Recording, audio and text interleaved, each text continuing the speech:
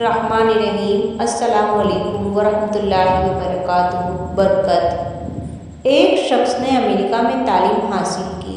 اس کا استاد یہودی تھا۔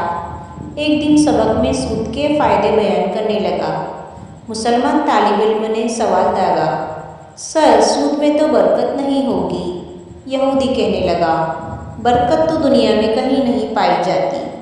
مسلمان نے کہا، اگر کوئی شخص کہے کہ مجھے 10,000 کتے چاہیے تو کیا وہ مل جائیں گے؟ اس نے کہا نہیں۔ پھر پوچھا، اگر کوئی شخص 10,000 بکریاں مانگے تو کیا وہ مل جائیں گی؟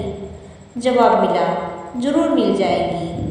مسلمان نے کہا، کتے کے ایک وقت میں 10 بچے ہوتے ہیں جبکہ بکری کے صرف 2، پھر ہر روز بکریاں ذبح کی جاتی ہیں مگر کتے آزاد پھرتے ہیں، اس کے باوجود بکریاں زیادہ ہیں، اس کو برکت کہتے ہیں۔